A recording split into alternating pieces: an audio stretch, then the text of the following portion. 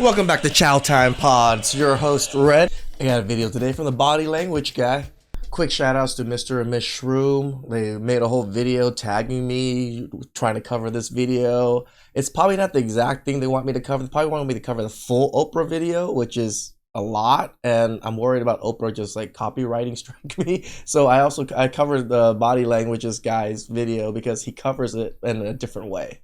Kristen Cabot had one job as astronomer. She was the head of human resources, the person responsible for enforcing the rules that keep workplaces professional, ethical, and fair.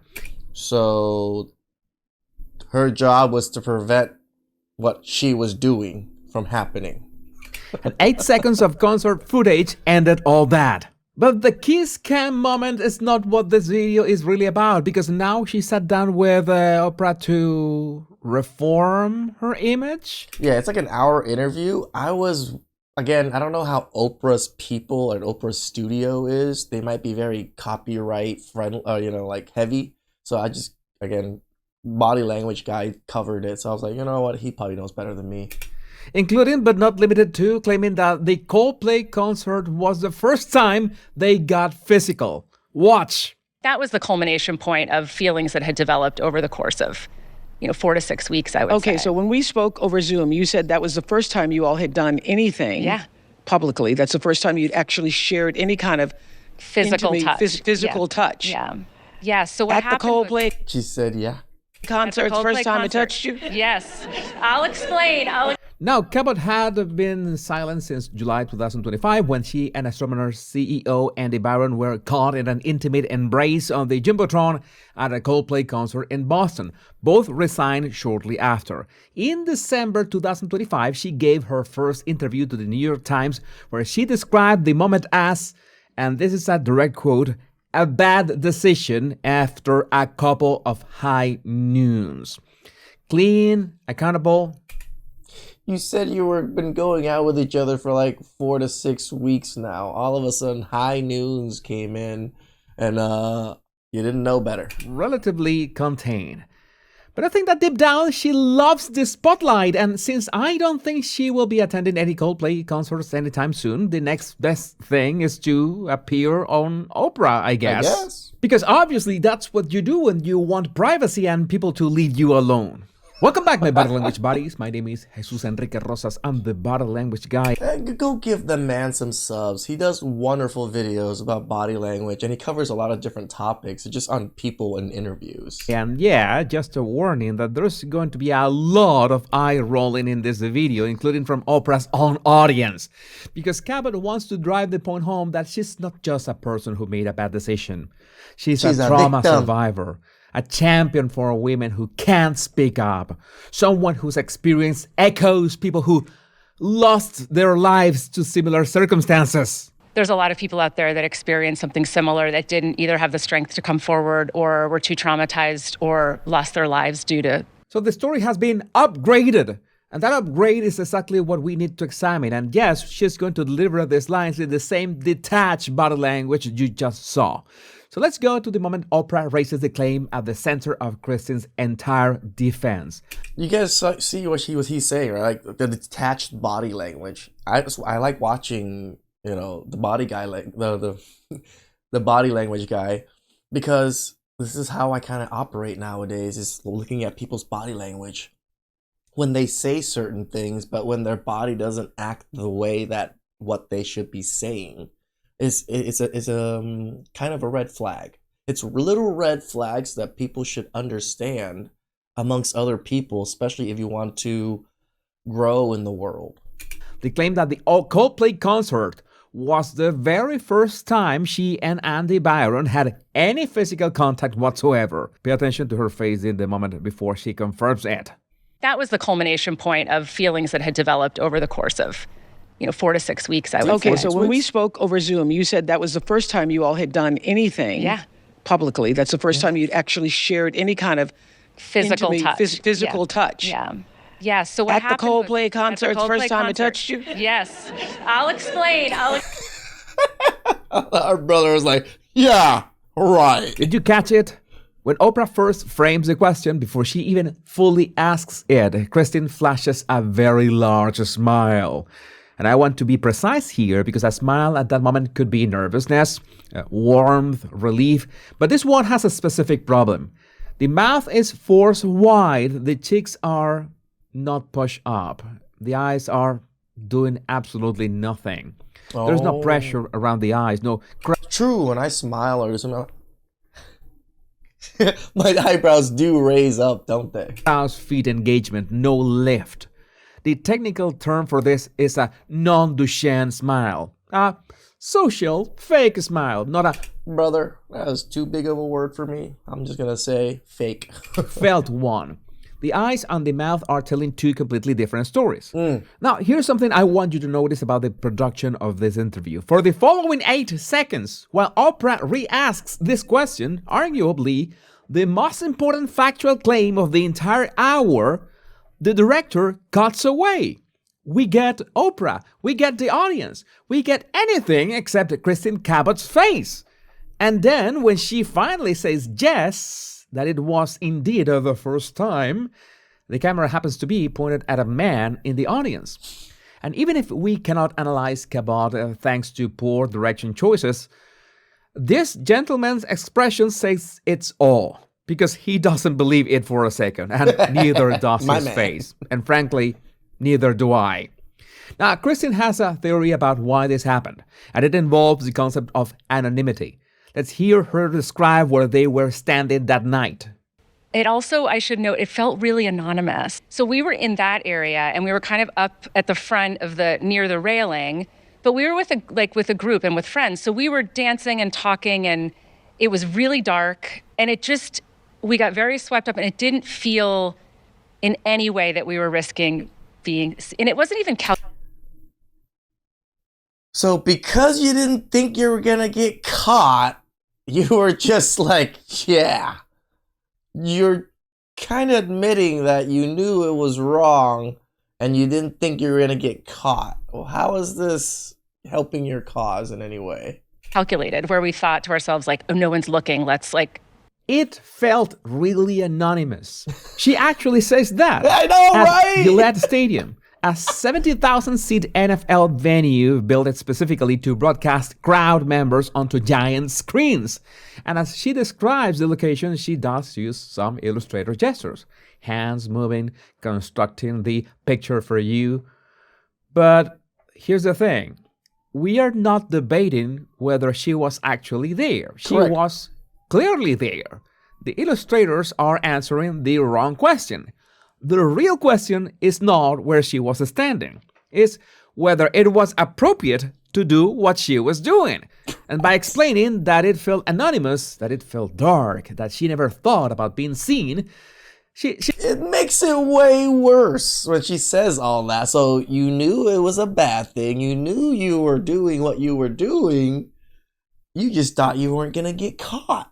It's actually making her situation worse, not better. Because the only reason you need the cover of darkness is if you know what you're doing shouldn't be seen. And then she says this. It wasn't calculated. Now, in a statement analysis, when someone volunteers a denial of something that nobody accused them of, that phrase deserves attention.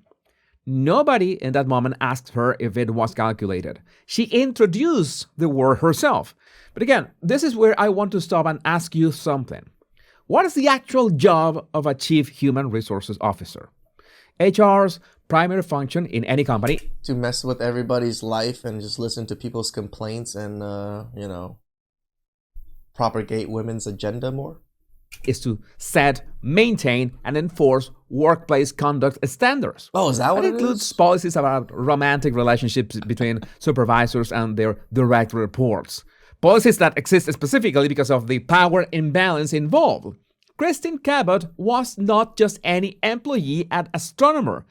She was the head of HR. the person who would have written, known, or enforced exactly the kind of policy she was now violating. Correct. So watch what happens when she touches on this subject. Why do you think there was so much hate?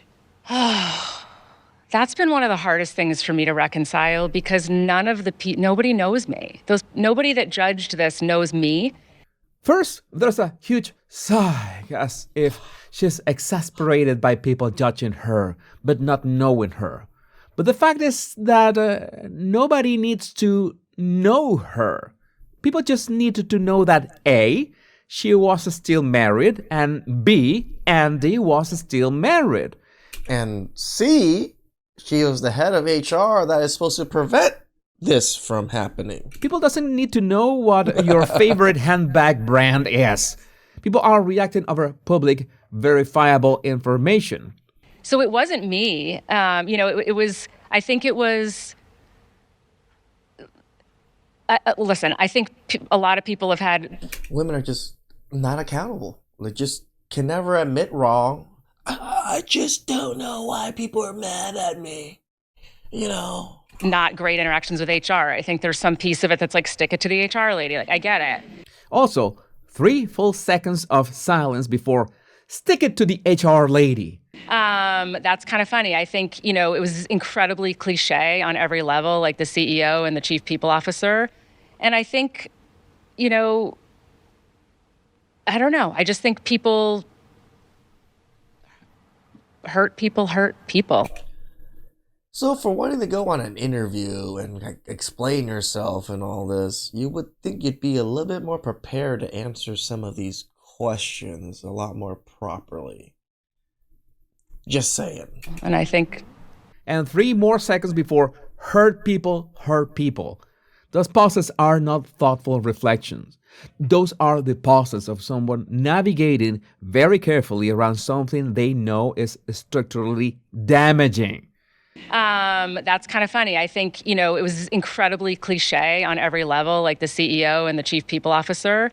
And then she says, that's kind of funny. But there's no levity in her voice when she says that. No. The humor is announced, not felt. She's telling you this is a light moment, but just telling it. Her delivery doesn't agree. And then that word, cliche. She calls it incredibly cliche. Which is weird because who thinks of CEOs and HR departments like that together? No one thinks of that. Cliche that it was the CEO and the chief people officer. But the cliche she's describing is not an unfortunate coincidence of job titles. It is the most textbook example of exactly what HR departments exist to prevent. Correct. Calling it cliche is a way of making it sound like a charm and irony rather than a structural failure, and she is the structure that failed. Now, her central defense for this entire interview is that she believed Andy Byron was also separated from his wife, that she was not participating in an affair because both parties were effectively single, quote unquote. That's the argument. And here's what happened when they met reality. That he was separated. Absolutely. Okay. Zero doubt. Okay. Zero doubt, huh? But I was left holding the bag. I mean, the entire trajectory of this would have changed if he would have just... But I thought women are always chasing the bag. You're left holding the bag. Aren't you happy? made a quick statement to say my wife and I were separated at the time of the concert. Just like my husband did. But it didn't matter when, it was great that Andrew did that, but it also, I was still left with, the tone changed a little bit. Okay, so she was separated, but he wasn't, so she's still a homewrecker. She narrates it herself in the third person. Okay, so she was separated, but he wasn't, so she's still a homewrecker. She knows the logic. Mm-hmm. She can recite the counter-argument perfectly. Correct. And she has no rebuttal for it. Because the rebuttal could require proving that Andy Byron's claim about his own marriage was true. And he has never spoken publicly, not once. His wife, Megan, reportedly removed his name from her social media immediately after the video went viral. Okay. A behavior that is not consistent with a couple who had been separated for years. Christine accepted on faith that her married boss told her about the status of his marriage. And she is now presenting that unverified claim as the pillar of her defense. But notice how she frames herself as the victim yet again. And this is what Mr. and Miss Shroom was like really talking about. They couldn't handle the video just because how much he was playing the victim. How can you play the victim in this scenario? Like, how? But women can find a way. I think he has the luxury of staying silent and he can go back to work when he's ready. I don't. I feel I have to remind myself I'm not on trial, but I have to, in order for me to get back on my feet, I have to come out and explain. And I think that's a stark difference between the man and the woman in this situation. I have to explain and It's our fault, guys. It's our fault that she's in a situation that is so bad that she has to come and explain herself, because the men just have it so much better. Explain and justify. And here's what makes this particularly interesting. In December 2025, she told the New York Times, "I made a bad decision." 4 words, no caveats. By March 2026, that bad decision has become a trauma that killed careers, endangered children, and echoes the suffering of people who lost their lives to similar experiences. Both of those versions of the story cannot be the most accurate one. Now, none of this means the harassment was acceptable. True. Not saying that she deserves to be harassed the way that most people are harassed nowadays on the internet. The death threats, the targeting of her children, none of that is defensible, regardless of what she did or didn't do. But there's a significant difference between someone who made a bad decision and is being punished disproportionately, and someone who made a bad decision, reframed it progressively over 8 months, and is now presenting that reframe to the most sympathetic audience on the planet. Let me know what you spotted in the comments. My name is Jesus Enrique Rosas. I'm the Body Language Guy. Much love. Show the Body Language Guy some love, guys. If you guys enjoyed the video, enjoys his analysis on that video, again, I want to cover more of this video. Maybe I'll try to look for more of the interview videos that is not the full interview. Again, I'm just scared of Oprah fucking striking me down or something. Please like, subscribe, comment down below. I really appreciate that, and catch you guys next time. Ciao.